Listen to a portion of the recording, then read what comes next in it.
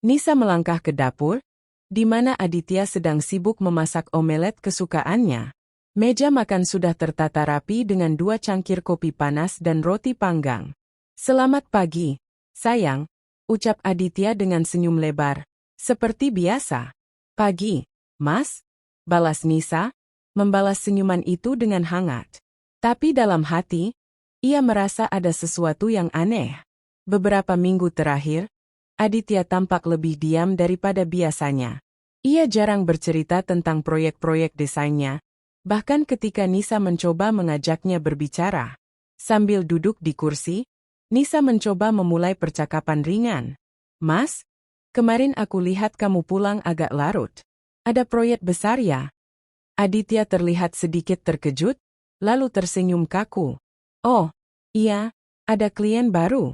Deadline-nya cukup mepet, jadi aku harus kerja ekstra."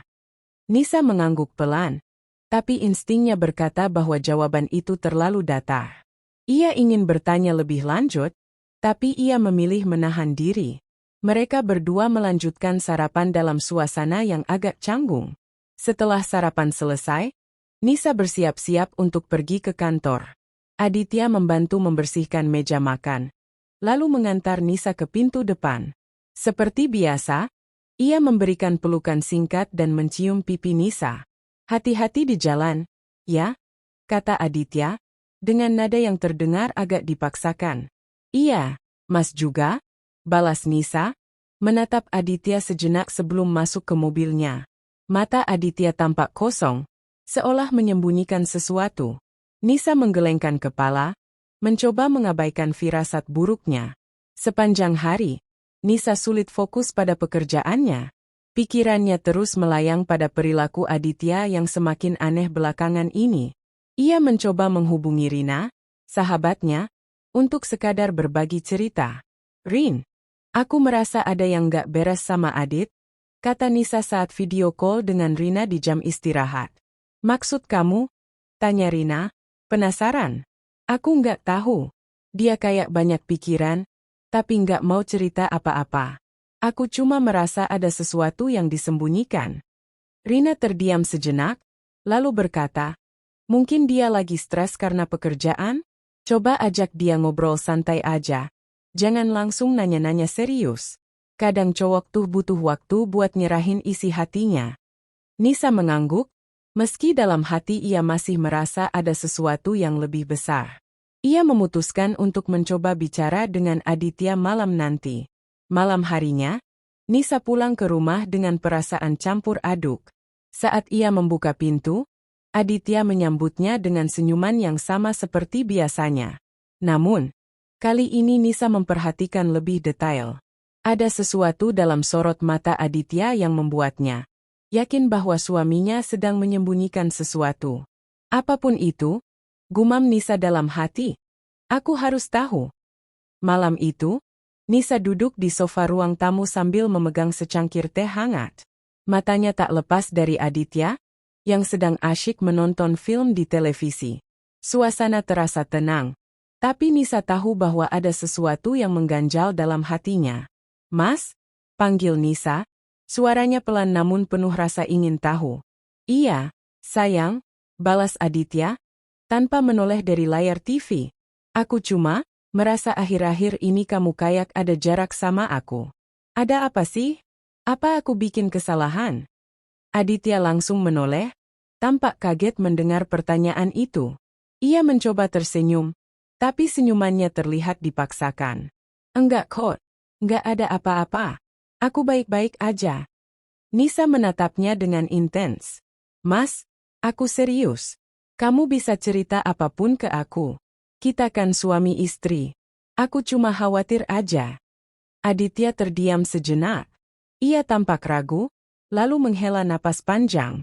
"Nisa, aku cuma lagi mikirin beberapa hal. Tapi aku janji, kalau waktunya tepat, aku bakal cerita. Sekarang belum saatnya." Jawaban itu membuat Nisa semakin penasaran. Ia tahu bahwa Aditya sedang menghindari topik tertentu, tapi ia juga tidak mau memaksa. Akhirnya, ia hanya mengangguk dan berkata, "Oke, Mas. Aku cuma minta kamu nggak nyembunyiin apapun dariku, ya. Aditya tersenyum tipis, lalu kembali fokus pada filmnya.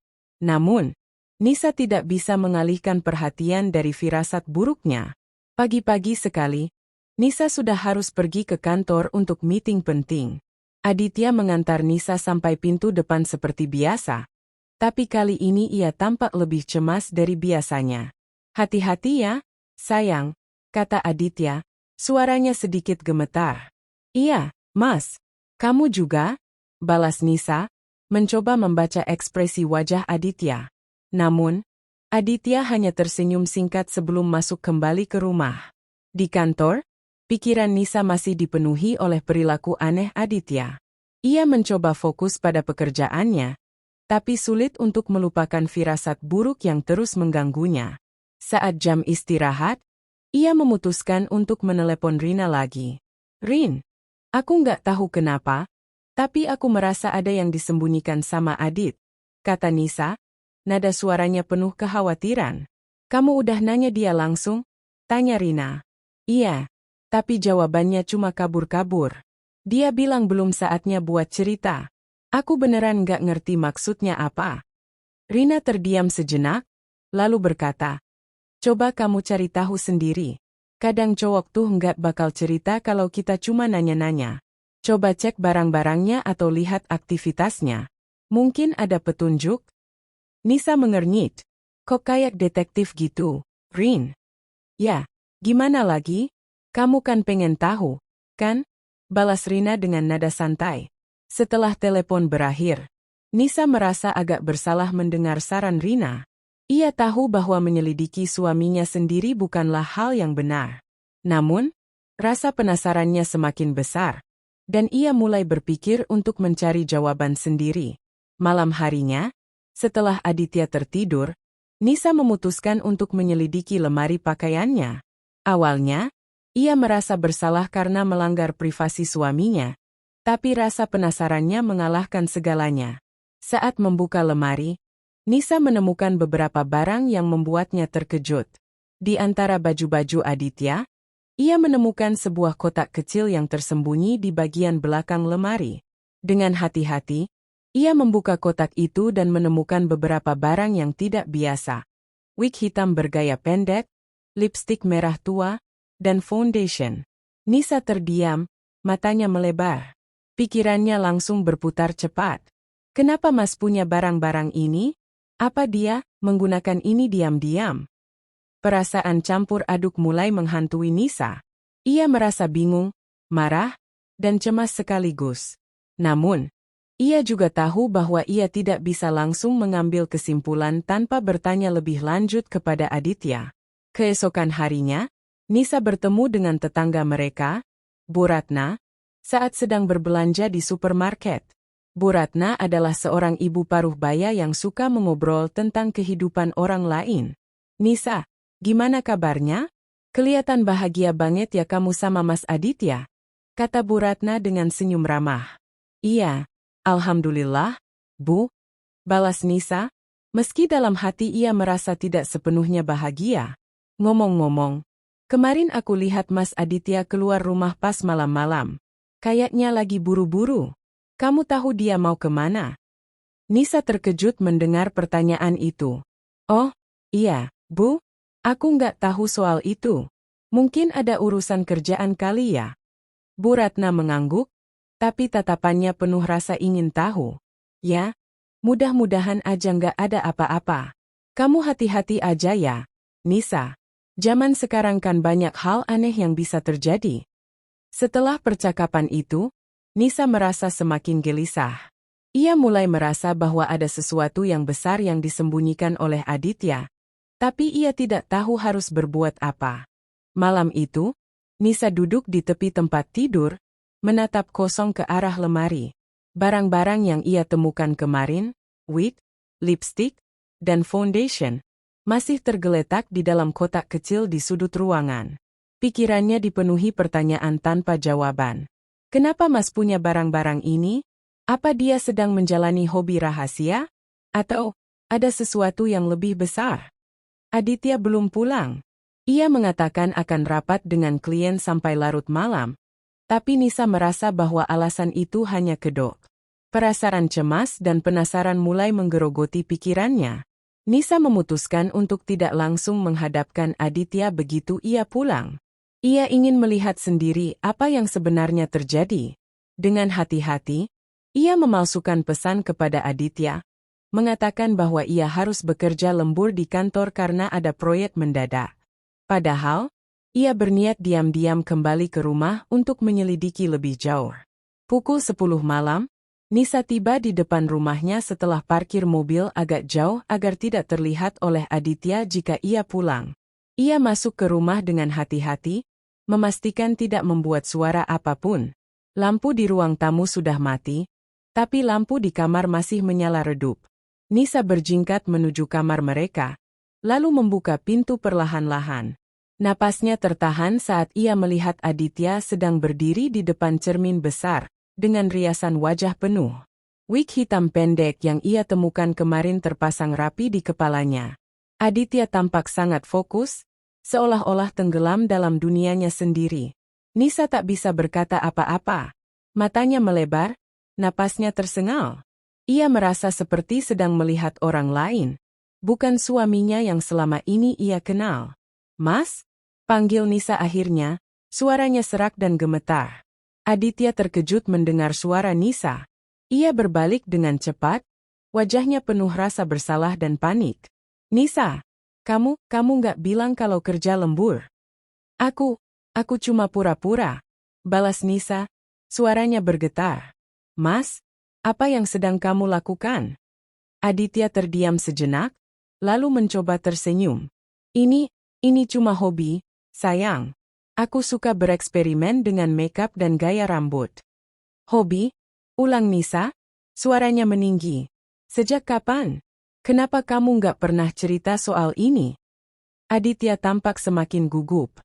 Ia menghela napas panjang, lalu berkata, Aku baru mulai beberapa bulan ini, tapi aku nggak berani bilang sama kamu. Aku takut kamu nggak bakal mengerti." Nisa terdiam. Hatinya bergejolak antara marah, bingung, dan cemas. "Mas, ini bukan cuma tentang makeup atau wig. Ini tentang siapa dirimu sebenarnya. Apa kamu sedang menyembunyikan sesuatu dariku?" Aditya menundukkan kepala, tidak bisa menatap mata Nisa. Aku nggak tahu harus mulai dari mana." Nisa berusaha menenangkan diri. Ia duduk di tepi tempat tidur, menatap Aditya dengan tatapan penuh rasa ingin tahu. "Mas, kita udah menikah 2 tahun. Kamu harusnya bisa percaya sama aku. Apapun yang terjadi, aku cuma mau tahu kebenarannya." Aditya tampak ragu-ragu, lalu akhirnya duduk di samping Nisa. "Nisa, aku nggak tahu gimana caranya bilang ini. Aku selalu merasa ada bagian dari diriku yang nggak bisa aku ungkapkan. Sejak kecil, aku selalu merasa lebih nyaman sebagai wanita. Tapi aku nggak pernah berani mengakui itu, bahkan pada diriku sendiri." Nisa terkejut mendengar pengakuan itu. "Jadi kamu?" "Aku nggak tahu apakah aku transgender, atau cuma punya minat kuat pada femininitas. Yang aku tahu, aku selalu merasa lebih nyaman ketika berpenampilan seperti ini," lanjut Aditya, suaranya bergetar. "Tapi aku takut kalau aku ngomong soal ini, kamu bakal ninggalin aku." Nisa terdiam lama. Ia merasa seperti sedang berada di ambang jurang, di mana semua yang ia ketahui tentang Aditya mulai runtuh. Namun, ia juga tahu bahwa ia harus tetap tenang demi mendapatkan jawaban yang jelas. "Mas, aku nggak bisa bilang aku ngerti sepenuhnya. Tapi aku cuma minta satu hal. Jujur sama aku. Apapun yang kamu rasakan, aku ingin tahu," kata Nisa, suaranya penuh emosi. Aditya mengangguk pelan, matanya berkaca-kaca. "Aku janji bakal cerita semuanya. Tapi aku butuh waktu." Nisa meninggalkan kamar dengan perasaan campur aduk. Ia mencoba memahami apa yang baru saja terjadi, tapi pikirannya dipenuhi oleh pertanyaan-pertanyaan tanpa jawaban. Sementara itu, Aditya duduk di tepi tempat tidur, menatap kosong ke arah cermin. Ia tahu bahwa keputusan besar harus segera diambil. Tapi ia masih belum siap menghadapi konsekuensinya. Pagi itu, Nisa terbangun dengan perasaan berat. Matahari sudah tinggi di langit, tapi ia masih terbaring di tempat tidur, memikirkan kejadian semalam. Pengakuan Aditya tentang identitasnya masih terngiang-ngiang di benaknya. Ia merasa seperti sedang berada di persimpangan jalan, di mana setiap pilihan akan membawa konsekuensi besar. Aditya sudah tidak ada di sampingnya. Ketika Nisa keluar kamar, ia mendapati Aditya sedang duduk di meja makan, menatap kosong ke arah secangkir kopi yang belum disentuhnya. Suasana di antara mereka begitu canggung, seolah-olah ada tembok tak kasat mata yang memisahkan mereka. "Mas?" panggil Nisa pelan, suaranya terdengar hati-hati. "Iya, sayang," balas Aditya, mencoba tersenyum, tapi senyumannya tampak dipaksakan. Aku butuh waktu untuk memahami semua ini," kata Nisa, nada suaranya penuh keraguan. "Tapi aku nggak bisa pura-pura bahwa semuanya baik-baik saja." Aditya menghela napas panjang. "Aku tahu. Aku juga nggak bisa langsung memberikan jawaban yang kamu inginkan. Aku butuh waktu untuk memahami diriku sendiri." Nisa menatap Aditya dengan intens. "Mas, aku cuma minta satu hal. Jangan pernah bohong sama aku lagi. Apapun yang terjadi, aku ingin kita melalui ini bersama-sama."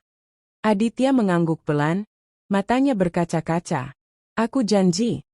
Setelah sarapan yang penuh ketegangan, Nisa memutuskan untuk menyelidiki lebih dalam tentang apa yang sebenarnya terjadi pada Aditya. Ia memulai dengan membuka laptopnya dan mencari informasi tentang transgender dan gender dysphoria.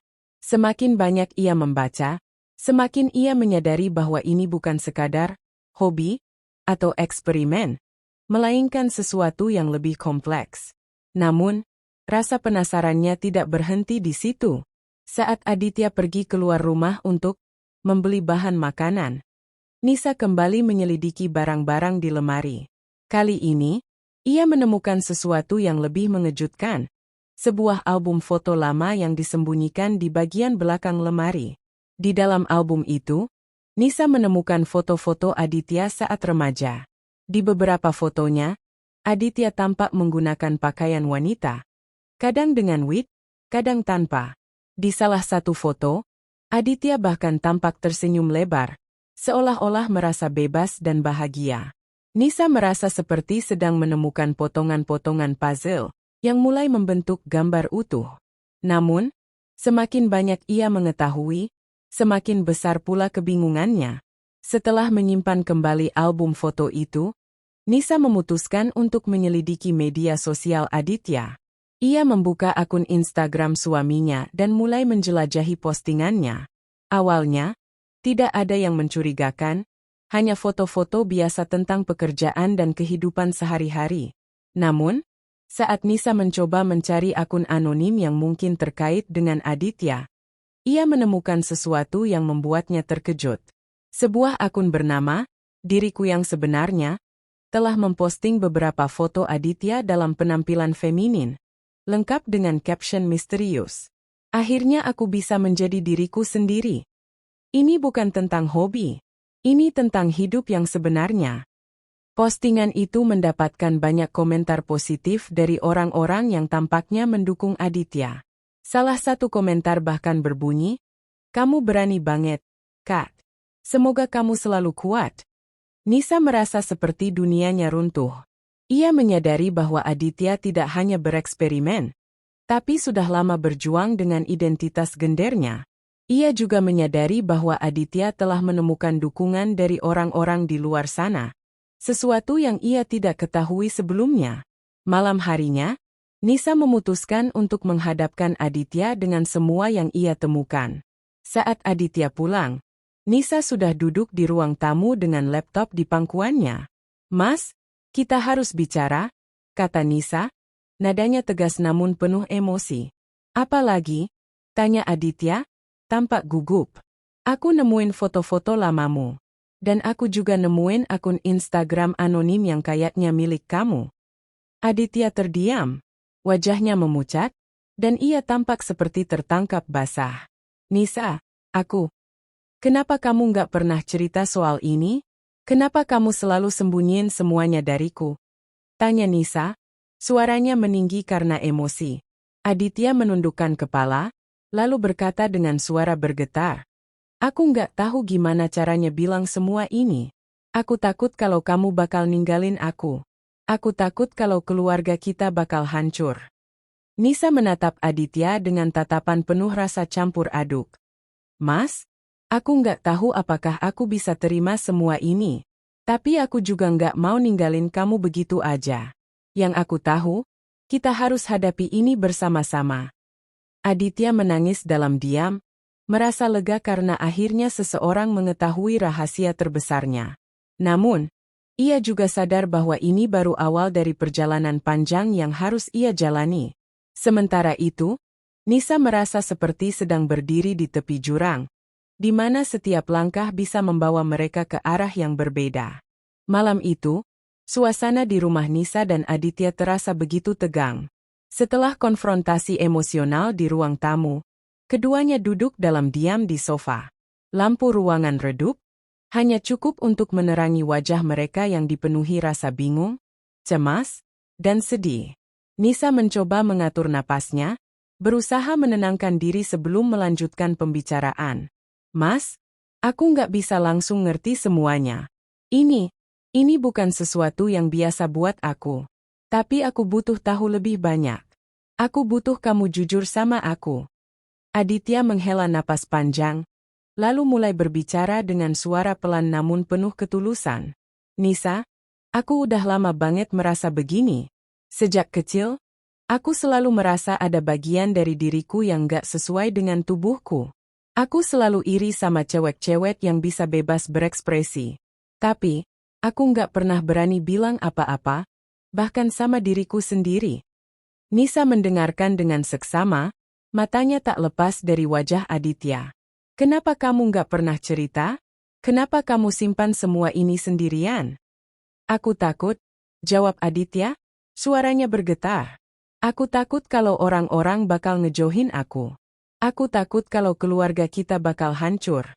Aku cuma pengen hidup normal seperti orang lain. Nisa merasa hatinya tercabik-cabik. Ia ingin marah, tapi ia juga merasa iba melihat betapa tersiksanya Aditya selama ini. Mas, aku nggak bisa janji kalau aku bisa terima semua ini dengan mudah. Tapi aku juga nggak mau ninggalin kamu. Kita harus cari solusi bareng-bareng. Keesokan harinya, Nisa memutuskan untuk bertemu Rina di sebuah kafe dekat kantor.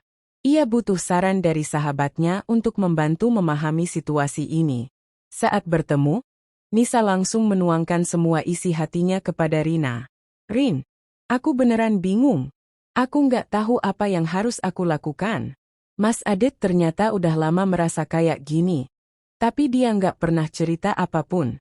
Aku merasa kayak nggak kenal dia lagi. Kata Nisa, suaranya penuh emosi. Rina mendengarkan dengan serius, lalu berkata, Nis, aku ngerti ini pasti berat buat kamu. Tapi kamu harus ingat. Ini bukan cuma tentang kamu. Ini tentang Mas Adit juga. Dia udah lama berjuang dengan dirinya sendiri. Dan mungkin dia baru sekarang berani ngomong soal ini. Tapi gimana aku bisa terima semua ini?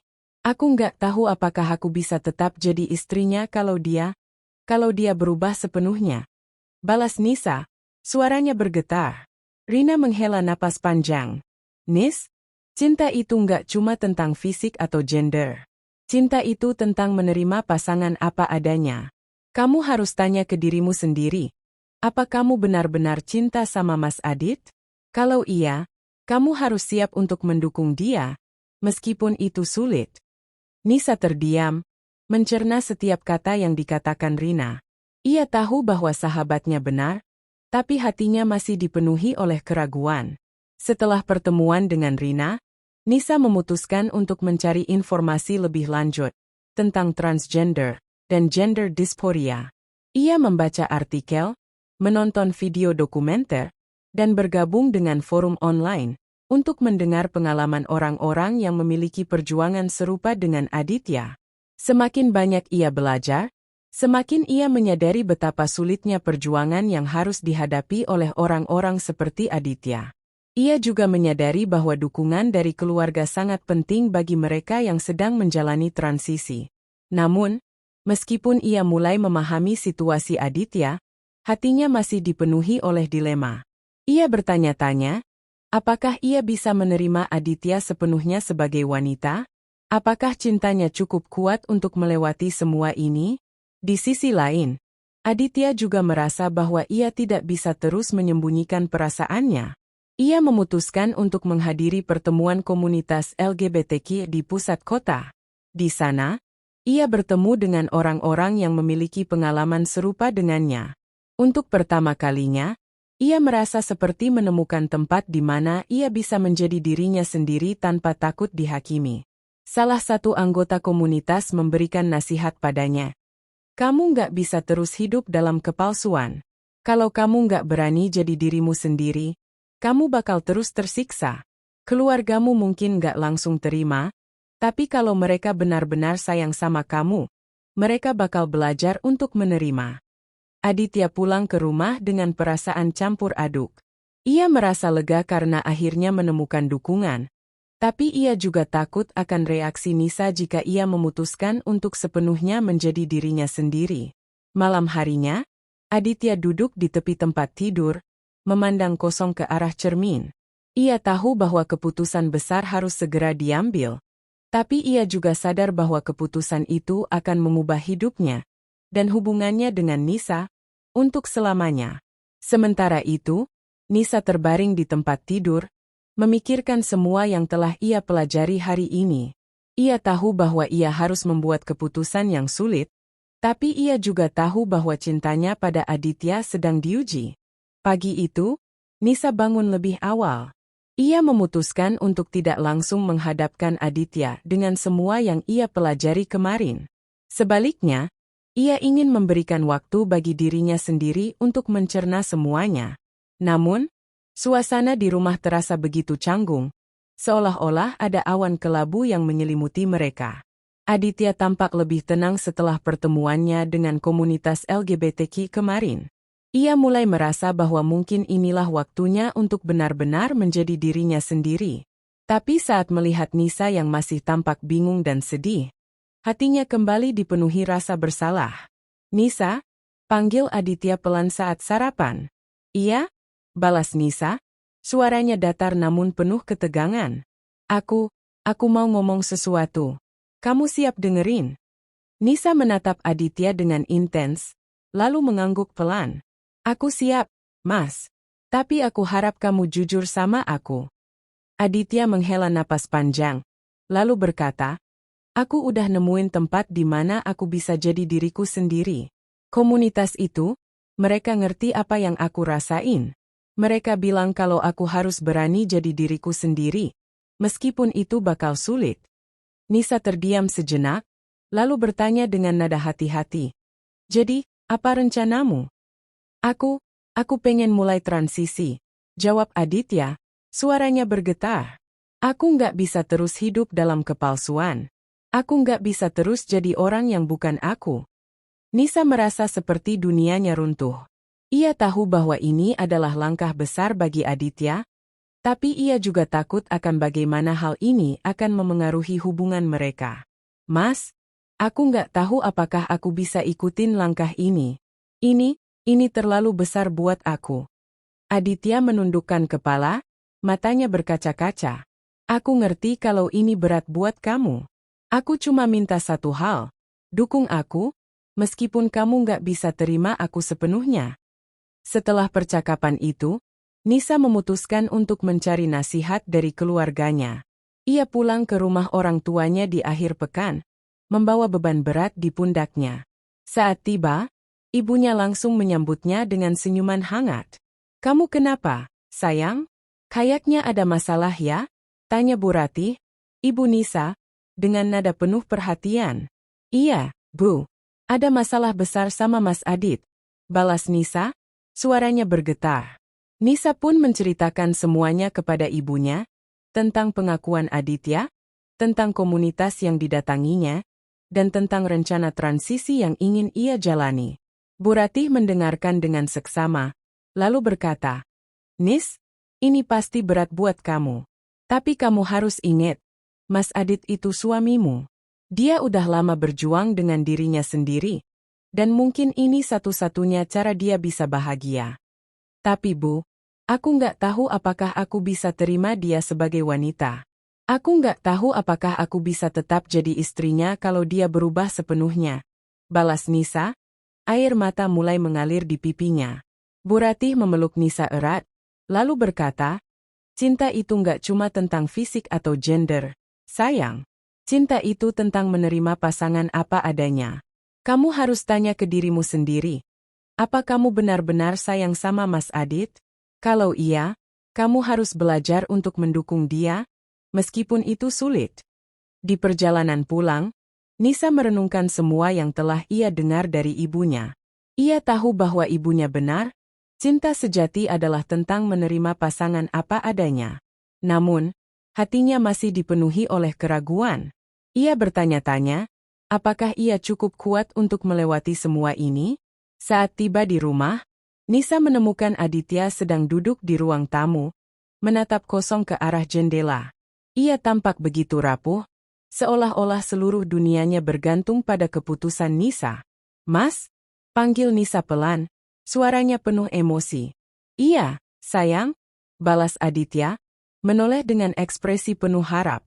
"Aku nggak janji kalau aku bisa terima semua ini dengan mudah. Tapi aku juga nggak mau ninggalin kamu. Kita harus cari solusi bareng-bareng," kata Nisa, suaranya bergetar. Aditya tersenyum tipis, matanya berkaca-kaca. "Terima kasih, Nisa. Aku nggak minta kamu langsung ngerti semuanya. Aku cuma minta kamu tetap di sini, meskipun ini sulit."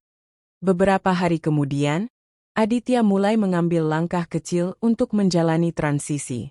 Ia mulai menggunakan pakaian feminin di rumah, meskipun hanya ketika Nisa tidak ada di rumah. Ia juga mulai mengunjungi psikolog untuk mendapatkan konseling tentang gender dysphoria. Namun, meskipun Aditya mulai merasa lebih nyaman dengan dirinya sendiri, Nisa masih merasa bimbang. Ia mencoba mendukung Aditya, tapi di sisi lain, ia juga merasa seperti sedang kehilangan suaminya yang dulu. Suatu malam, Nisa duduk di tepi tempat tidur, memandang foto pernikahannya dengan Aditya. Ia merasa seperti sedang berada di persimpangan jalan, di mana setiap langkah bisa membawa mereka ke arah yang berbeda.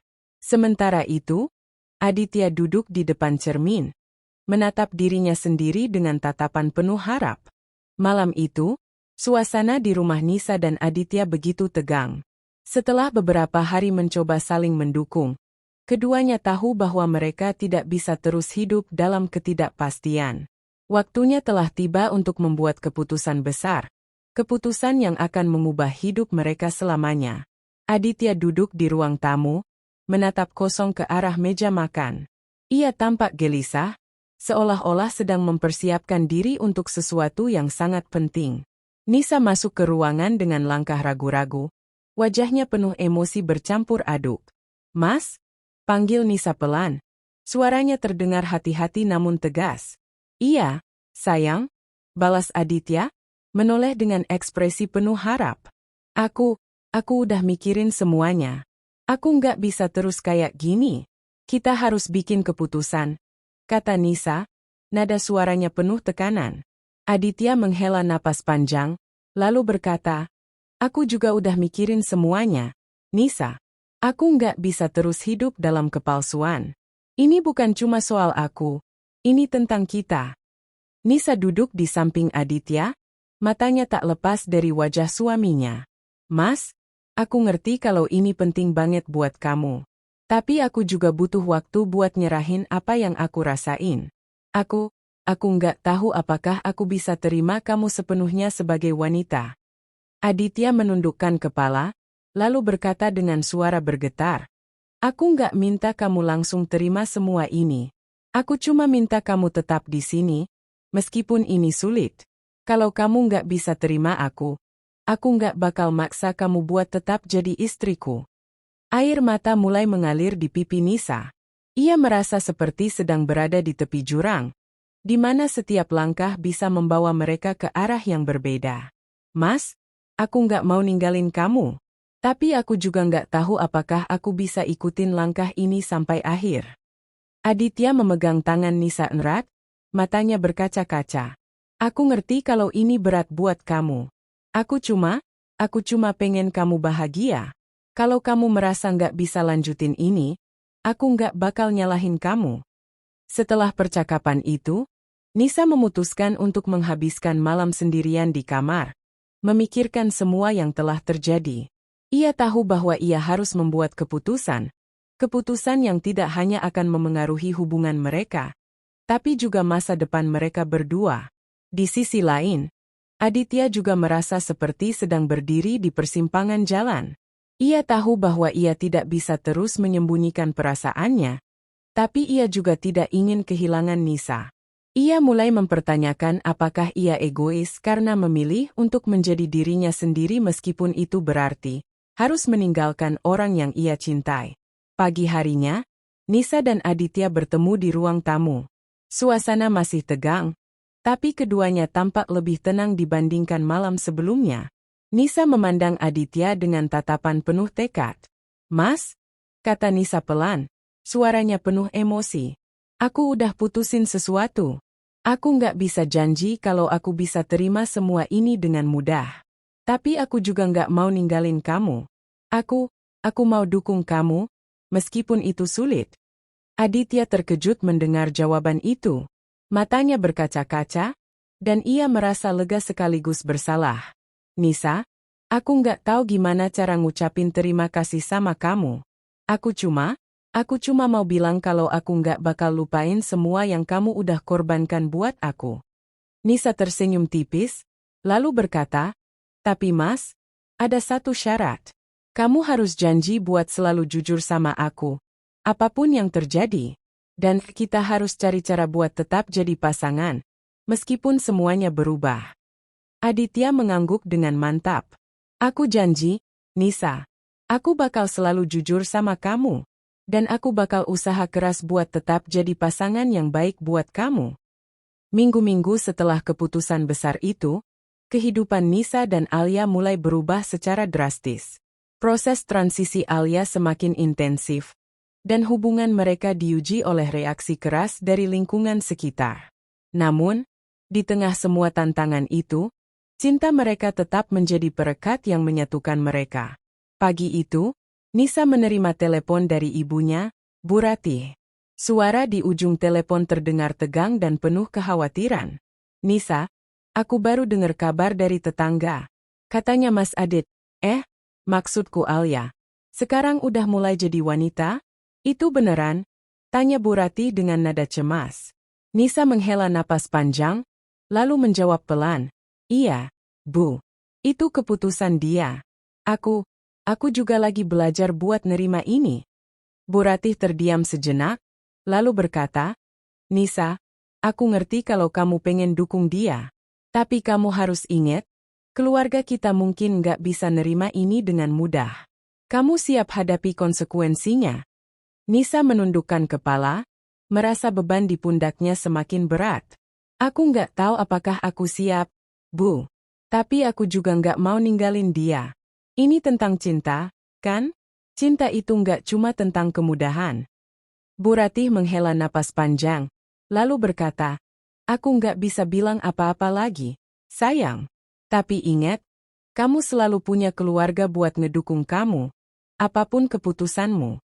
Setelah telepon berakhir, Nisa merasa seperti sedang berada di ambang jurang.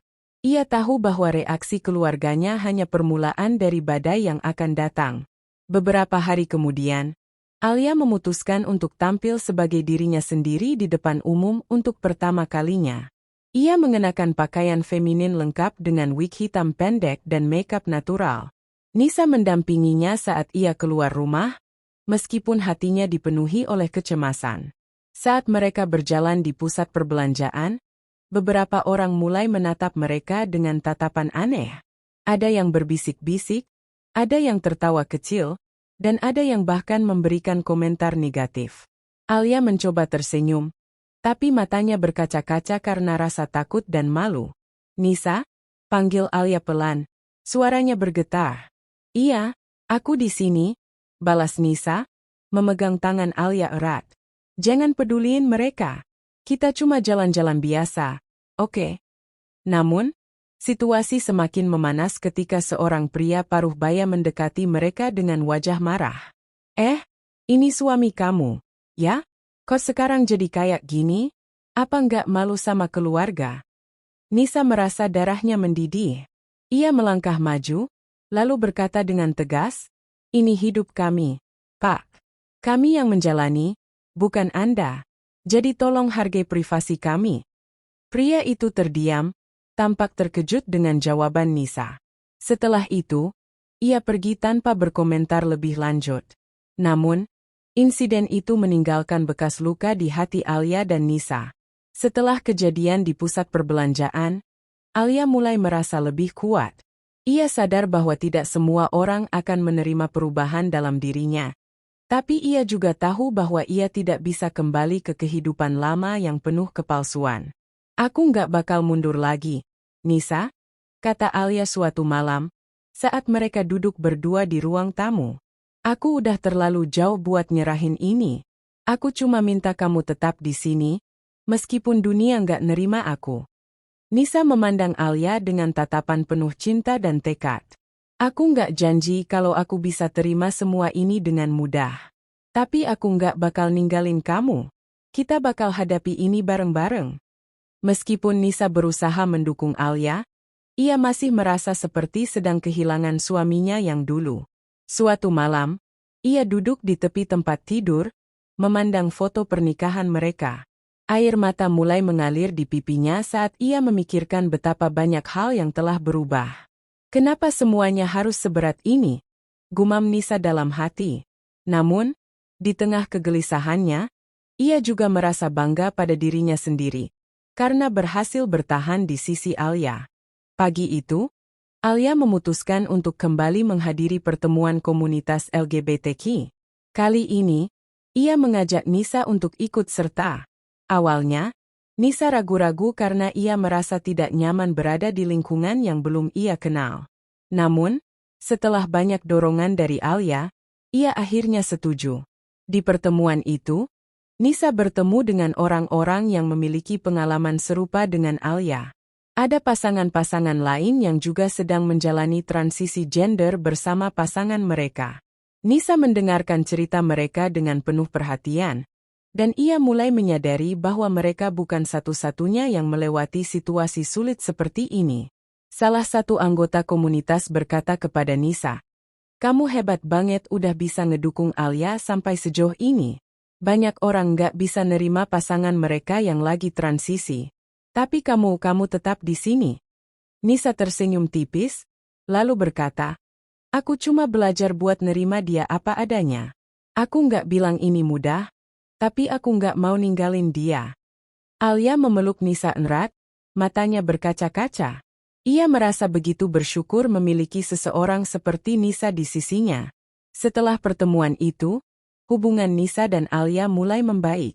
Nisa mulai lebih terbuka tentang perasaannya, dan Alia juga mulai merasa lebih nyaman menjadi dirinya sendiri di depan Nisa. Mereka mulai berbicara lebih banyak tentang masa depan mereka, tentang bagaimana mereka akan menjalani kehidupan sebagai pasangan yang berbeda dari biasanya. "Aku nggak tahu apakah kita bisa jadi pasangan yang sama kayak dulu," kata Nisa suatu malam, saat mereka duduk berdua di ruang tamu.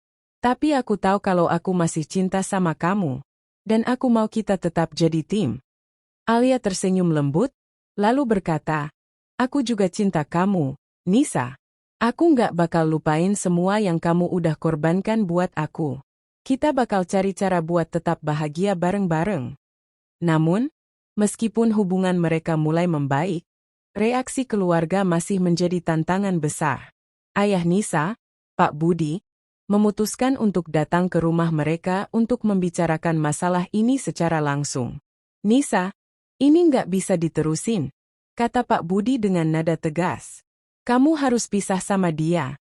Ini nggak normal." Nisa menatap ayahnya dengan tatapan tajam, lalu berkata, Ayah, ini hidup aku. Aku yang menjalani, bukan ayah. Aku nggak bisa ninggalin Alia cuma karena orang lain nggak nerima dia. Pak Budi terdiam, tampak terkejut dengan jawaban Nisa.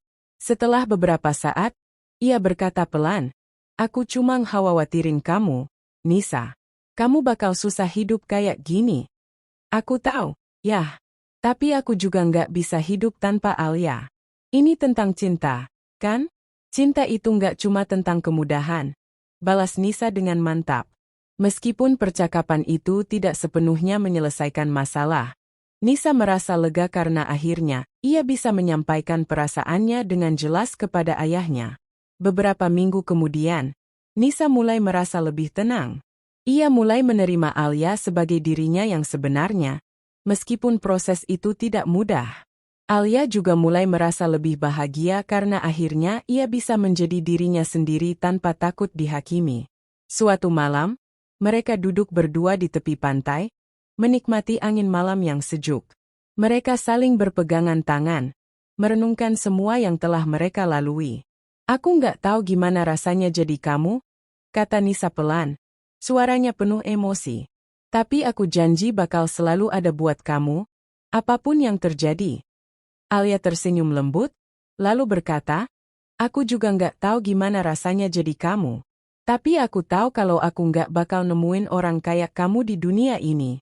Kamu istimewa, Nisa.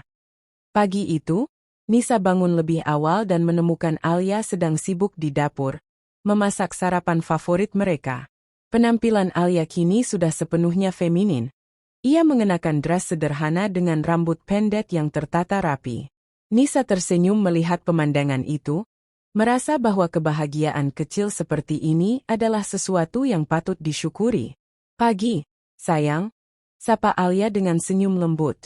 Pagi, Mas, maksudku, Alia, balas Nisa, sedikit ragu-ragu saat menyebut nama baru suaminya. Alia tertawa kecil, lalu berkata, nggak apa-apa kok kalau kamu masih sering salah nyebut nama aku. Aku ngerti kalau ini butuh waktu. Nisa mengangguk, lalu duduk di meja makan. Mereka mulai sarapan bersama, berbicara tentang rencana hari itu. Suasana terasa lebih ringan dibandingkan beberapa bulan lalu, meskipun bekas luka dari konflik masa lalu masih terasa. Meskipun hubungan mereka mulai stabil, reaksi dari dunia luar masih menjadi tantangan besar. Beberapa tetangga masih memberikan komentar negatif, dan keluarga Nisa belum sepenuhnya menerima perubahan Alia. Namun, kali ini Nisa dan Alia memutuskan untuk tidak terlalu peduli dengan omongan orang lain. Kita nggak bisa bikin semua orang bahagia, kata Alia suatu sore, saat mereka duduk di taman belakang rumah. Yang penting kita bahagia sama diri kita sendiri. Nisa tersenyum, lalu berkata, betul banget. Aku udah belajar buat fokus sama apa yang penting aja. Kamu dan aku. Orang lain boleh ngomong apa aja, tapi yang tahu kehidupan kita cuma kita. Namun, ada satu hal yang masih mengganjal di hati Nisa. Mereka belum benar-benar membicarakan masa depan hubungan mereka. Apakah mereka akan tetap sebagai pasangan suami istri? Atau apakah mereka harus meredefinisikan hubungan mereka? Suatu malam, setelah makan malam, Nisa memutuskan untuk membicarakan hal ini dengan Alia. Ia duduk di sofa ruang tamu, menatap Alia dengan tatapan penuh tekad. Alia, panggil Nisa pelan, suaranya terdengar hati-hati namun tegas. Iya, sayang, balas Alia, menoleh dengan ekspresi penuh perhatian. Aku pengen kita bicarain soal hubungan kita. Kita nggak bisa terus kayak gini tanpa definisi yang jelas. Alia terdiam sejenak, lalu mengangguk. Aku juga udah mikirin itu. Aku nggak mau kamu merasa terjebak dalam hubungan ini. Nisa menghela napas panjang, lalu berkata, aku nggak merasa terjebak, Alia. Aku cuma pengen kita punya arah yang jelas.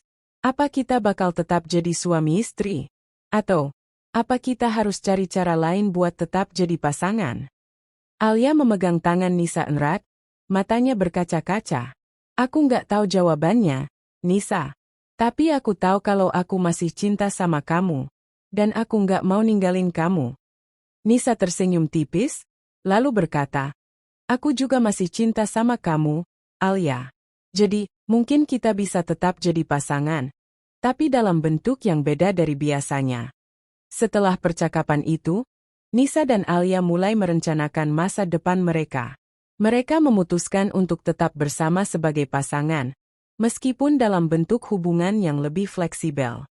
Mereka juga mulai mempertimbangkan untuk menulis kisah mereka dan membagikannya kepada dunia, sebagai bentuk dukungan bagi orang-orang yang sedang menghadapi situasi serupa. "Kita bisa jadi inspirasi buat orang lain," kata Alia suatu pagi, saat mereka duduk di tepi pantai. "Iya," balas Nisa, tersenyum lembut. "Tapi kita juga harus siap buat hadapi reaksi keras dari orang-orang." Alia mengangguk, lalu berkata, "Aku siap, asalkan kamu tetap di sini bareng aku." Beberapa bulan kemudian, Nisa dan Alia akhirnya memutuskan untuk berbagi kisah mereka kepada dunia. Mereka menulis sebuah artikel tentang perjalanan cinta mereka, tentang bagaimana mereka melewati badai besar dalam hubungan mereka, dan tentang bagaimana mereka tetap bersama meskipun dalam bentuk hubungan yang berbeda dari biasanya. Artikel itu diterbitkan di sebuah platform media online, dan reaksinya langsung meledak. Banyak orang yang terinspirasi oleh kisah mereka, sementara beberapa lainnya memberikan komentar negatif. Namun, kali ini Nisa dan Alia tidak terlalu peduli dengan omongan orang lain. Mereka tahu bahwa mereka sudah menemukan kebahagiaan mereka sendiri. Setelah artikel mereka viral, Nisa dan Alia diundang untuk wawancara di sebuah acara televisi nasional. Awalnya, mereka ragu-ragu karena takut akan mendapat reaksi keras dari masyarakat. Namun, setelah banyak dorongan dari teman-teman di komunitas LGBTQ, mereka memutuskan untuk menerima undangan itu. Di acara tersebut, Nisa dan Alia berbicara dengan jujur dan terbuka tentang perjalanan mereka.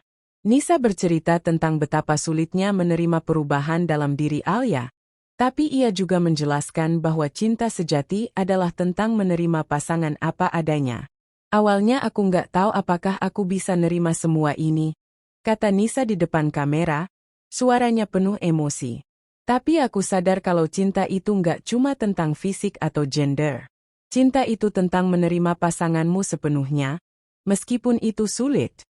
Alia menambahkan, "Aku nggak bakal lupain semua yang Nisa udah korbankan buat aku. Dia istimewa banget, dan aku nggak bakal nemuin orang kayak dia di dunia ini."